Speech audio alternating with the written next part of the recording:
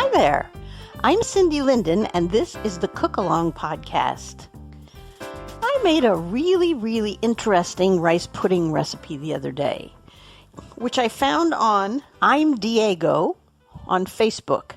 And what caught my attention, as always, was that it uses sweetened condensed milk, which, as you know, I am in love with. I like to clean the can with my fingers. So, of course, I was drawn to trying this recipe because it must be kind of like condensed milk sauce, which sounds great to me. My mother used to make rice pudding. It was a classic Betty Crocker recipe. And you had rice that you cooked ahead, and then you had eggs and milk, and you had to mix this all up and put it into a greased casserole dish. And then you had to set the greased casserole dish into some sort of a baking sheet that had water in it so that it would kind of steam and not get too hot on the bottom. And while I do that, sometimes it's a lot of work.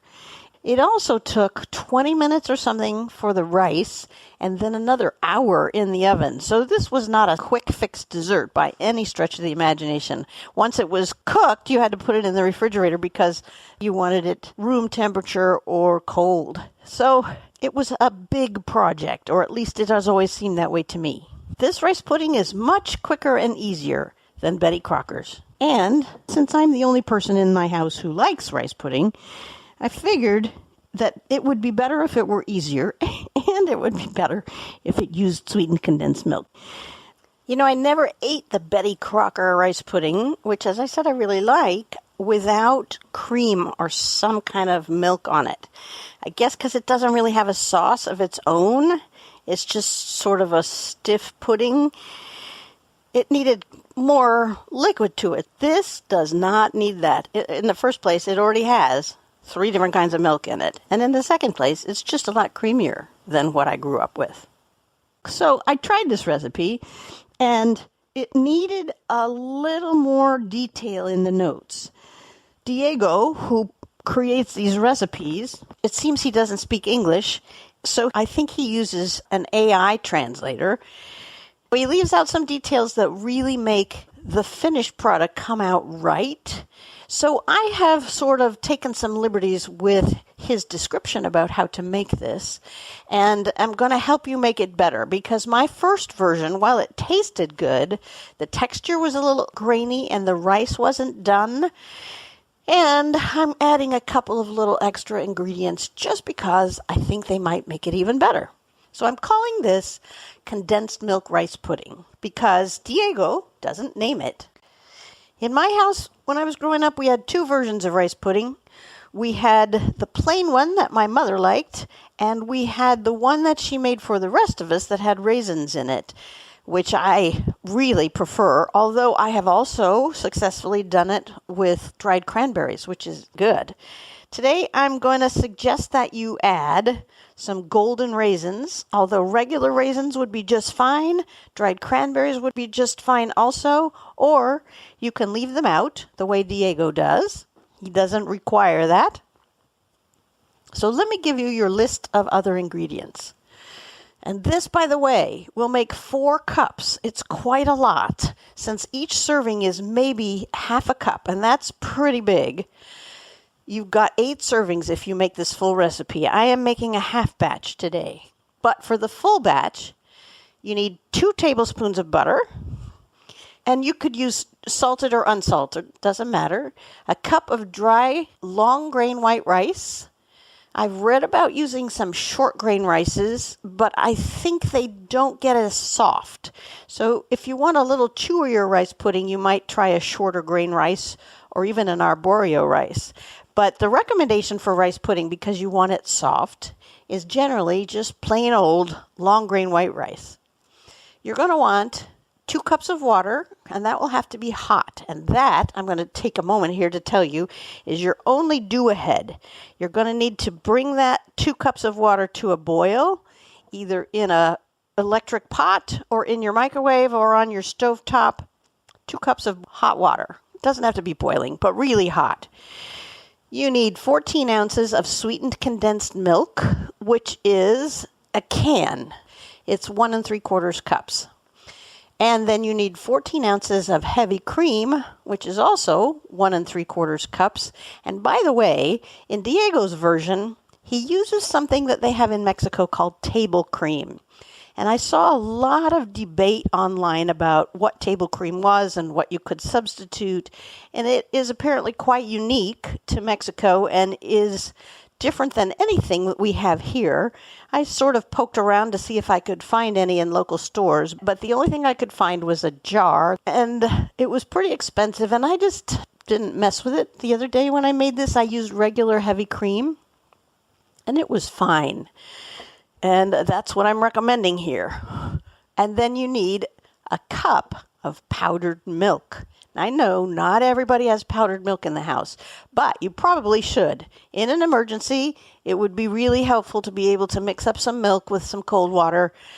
Or you'll find it occasionally in recipes, kind of like this one, used as a thickening agent. This is what actually brings the pudding from a sort of a soup to something that holds its shape. You'll want some cinnamon to dust the top with. Again, I'm going to suggest a 1/2 cup to 2/3 of a cup of the raisins or dried cranberries. You're going to want a pinch of salt and about 1/4 teaspoon of vanilla. And those last two things are my own additions. The salt because I think it will help brighten the rice pudding and make it not too cloyingly sweet because, condensed milk is pretty sweet. And the vanilla just because I think it would be a nice flavor in there. In fact, when I looked back at the recipe from Betty Crocker, I was surprised that it did not have vanilla in it. But a lot of the rice pudding recipes that you'll find online do have. So I figure, how bad can it be, right? If you have an opportunity to add vanilla or cinnamon to something, you should. That's all there is to it. For equipment, it's pretty simple. You'll need something to boil that 2 cups of water in. You need a large nonstick saucepan if you're making a full batch. The pan I'm using for a half batch holds about 10 cups or about 2.5 quarts. And yes, it's nonstick, but that's not urgent. The stuff we're making is a little sticky, and I think it's probably easier to pour out of the pan if it's nonstick, but I don't believe that it's a deal breaker if you don't have a nonstick pan. You will also need a silicone spoon if you're using a nonstick pan, or a spatula or something with which to stir everything. And you'll need a whisk for the end. I'm going to go away now for a moment and heat up my water, get it all ready to go, and then we'll start.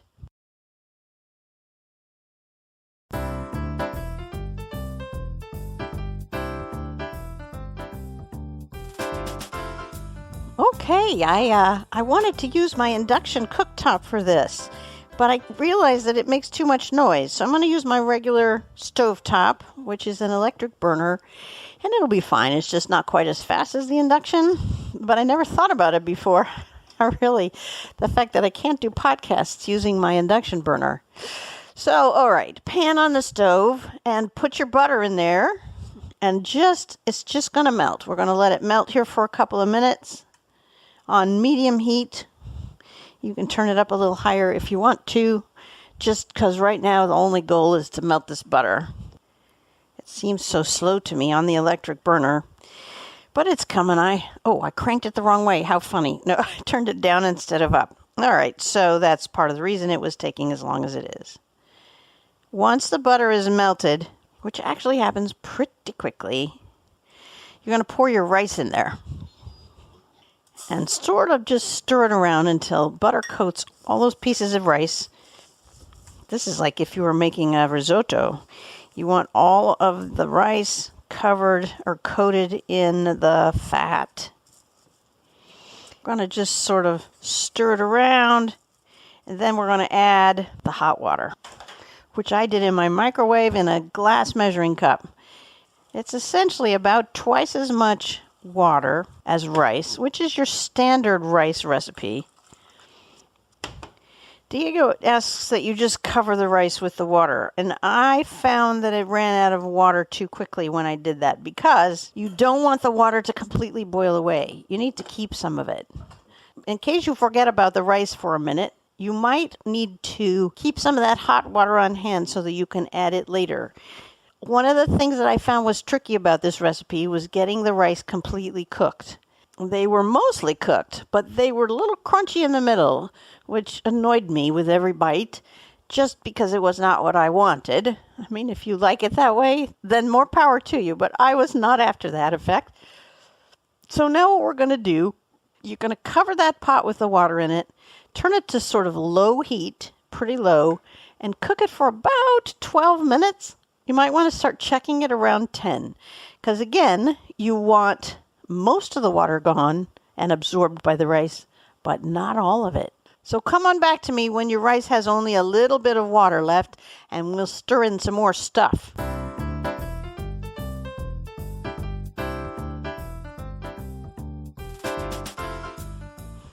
All right, well, my rice ran out of almost all of its water just before 10 minutes were up. So I am going to add just a tiny splash more. There's a little bit in there, but really not very much. I'm going to add another tablespoon or so. So there's a little water in there.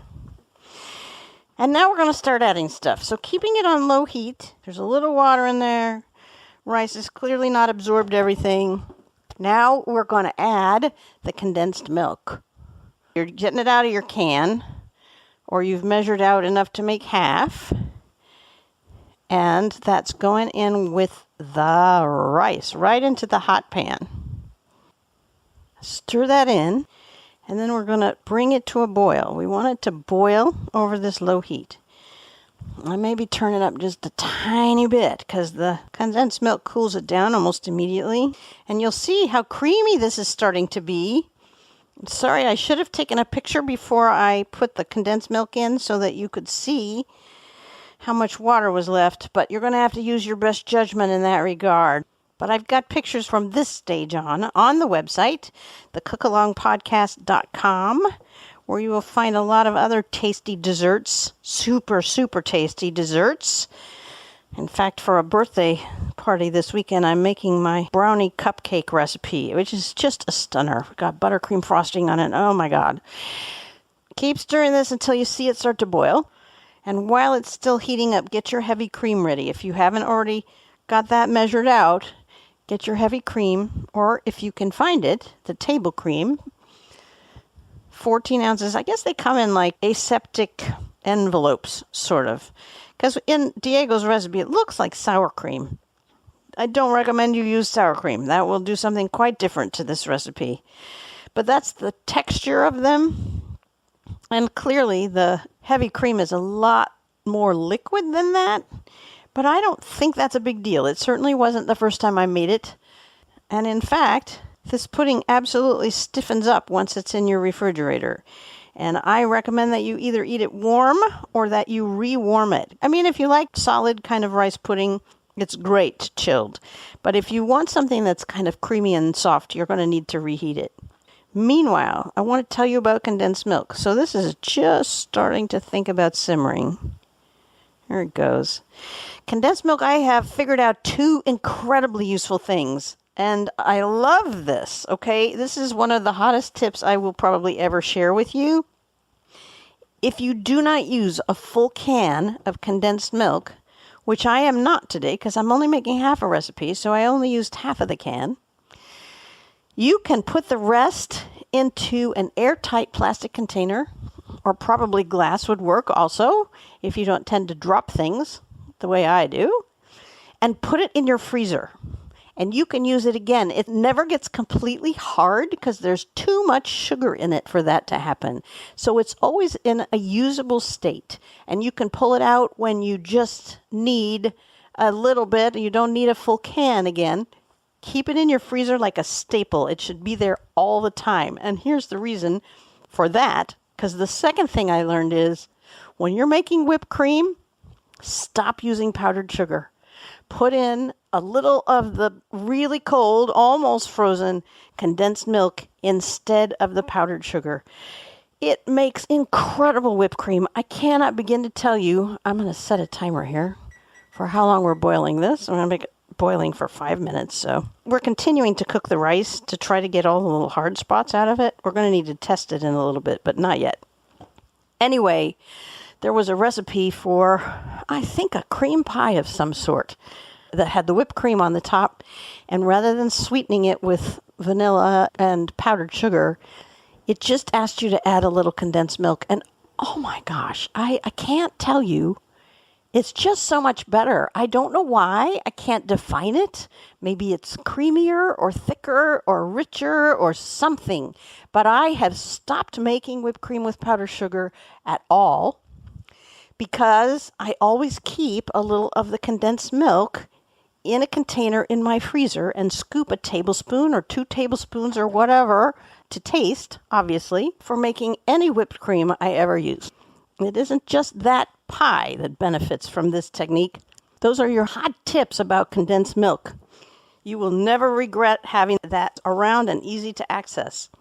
Yes, keep cans in your basement, but open one even if all you're going to do is freeze it and keep it accessible in tiny amounts in your freezer. This is now definitely simmering. It looks really good just as it is, oddly enough.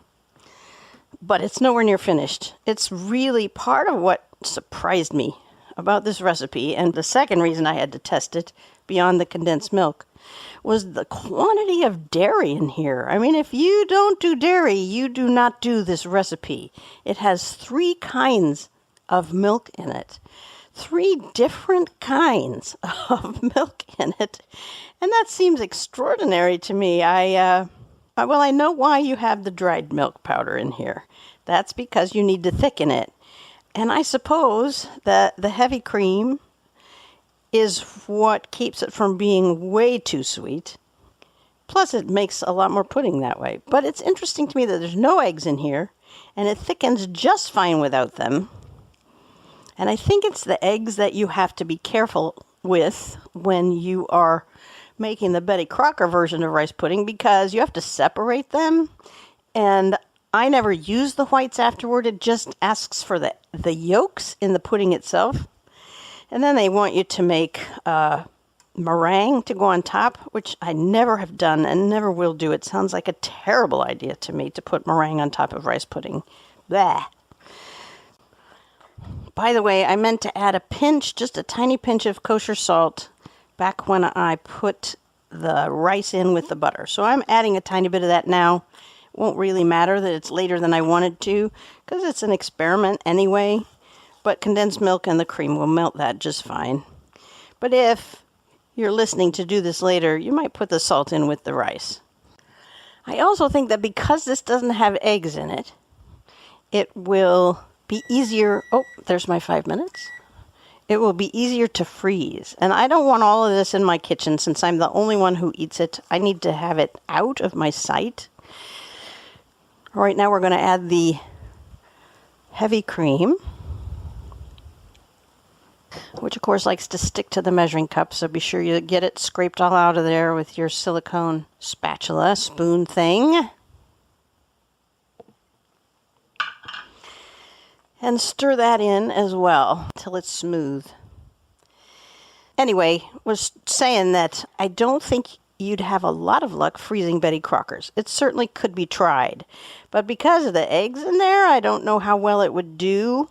And it's just a whole different creature than this. This is, I don't know how to explain the difference. When they're cold, they're both about the same. But when they're warm, this is so much more creamy. It's creamier than Betty Crocker's. Betty Crocker's is stiff whether you have it cold or hot. And I've always liked that. It's not a problem for me. But I do think that in terms of saving some of this for later by putting it in my freezer, this is the version.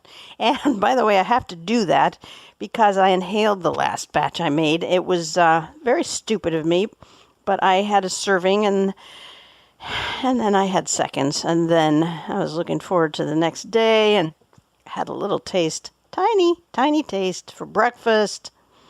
And then I had a serving for dessert at dinner, and then I had seconds of that, and then I thought, well, it's almost gone. I should just finish it so it's not sitting here tempting me, and so I did. So that's not the best thing. Once the cream has mixed in, and you can see that it's all smoothly mixed with the condensed milk, we're going to add the raisins if you're using them. And you may need to kind of separate them. They kind of clump together, and I want to have mine as individuals. Thank you very much. I'm using the golden raisins because I think they're fun in this. I stopped using raisins in Betty Crocker's and started using the cranberries. But for whatever reason, I prefer the raisins in here. And we're putting them in now so they can just plump up a little bit, you know, in the heat and the liquid. Now, put a lid over that. And we're going to cover and cook it on low heat. Keep it low for about 7 minutes. You want to keep an eye on it because you're going to need to come in and stir it every few minutes. So if you're going to forget that, you might want to set your timer for every 2 minutes or 3 minutes so that you get in here to kind of stir it up, okay? And then we're going to have to test it, and I will come back and tell you how to do that. Go away for about 7 minutes and come back when your timer goes off.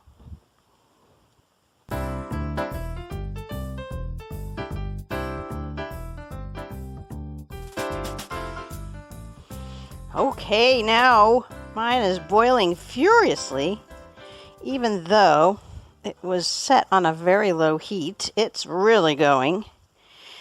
And now we have to do something that will just make sure it's going to be okay. Get yourself a little spoon and dip out just at least 1 grain of rice. Keep it cooking while you do this. We're just testing for the doneness. It's going to be very hot, so be careful. What you're looking for is a rice with no crunch, okay? Yep, mine is good. Oh, this is so much better than last time. I did not like that crunch one bit. So, if yours still has a crunch, turn it down as low as you need to. And cover it back up and leave it for another minute or 2 minutes until the rice is soft, all right? For those of you whose rice is just fine at this point, here we're going to switch from the spoon or spatula to a whisk. And what we need to do now is add the powdered milk.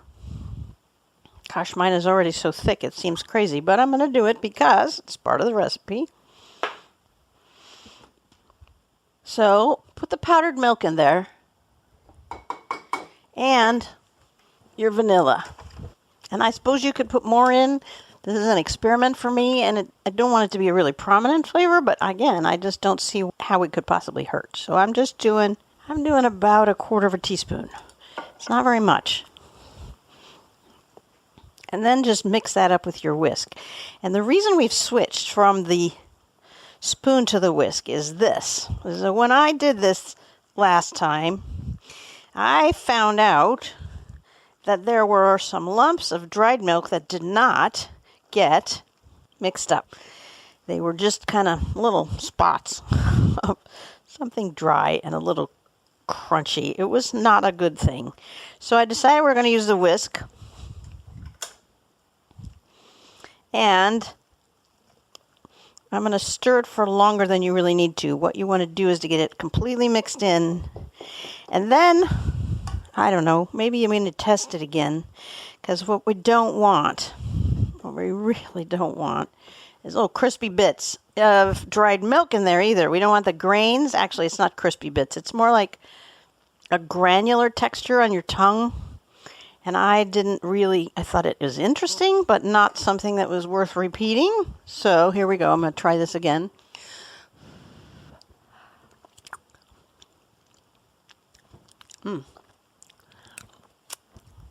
Yeah, the whisk helps. No graininess. All right, so we have only one more step here. This now gets poured into a serving dish. I shouldn't say poured because it's really too thick to pour. It gets scraped, scooped, and this is where I think it's been helpful to use a nonstick pan. This gets scooped into a serving dish or bowl, or individual serving dishes. You could do that too. And that's what I should have done if I'd been thinking, because that way I could freeze some of them. But I'll put them into some kind of container later. And right now I don't really want to freeze any of it. I want to have it around to eat, but that is exactly why I have to freeze it. And once it's in the bowl and looks okay, you're going to sprinkle it with a little cinnamon.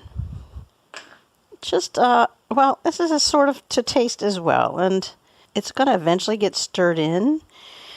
So it doesn't really matter. You can use as much or as little as you like of whatever kind of cinnamon you prefer. I use Penzeys blend, but there are also Saigon cinnamons and China cinnamons, which are really strong. And there we have the finished rice pudding. And there will be pictures of this on the website, thecookalongpodcast.com. If you find that you make this recipe and make modifications to it, or find that you do something that makes it even better in some way, in either method or ingredients, I hope you'll reach out to me either on the website or at Cindy@thecookalongpodcast.com or through Facebook, and let me know what you tried and what you liked and why you liked it, and I will try it too, because I'm always excited to modify a recipe. I rarely make them the way they're supposed to be. That is all for today. Thank you for listening, and until next time, happy cooking. Oh, by the way, you should eat some of this while it's still warm before you refrigerate it, just to get it at its most creamy. Oh my God, this is so good. If you like rice pudding, you're gonna love this. Okay, bye.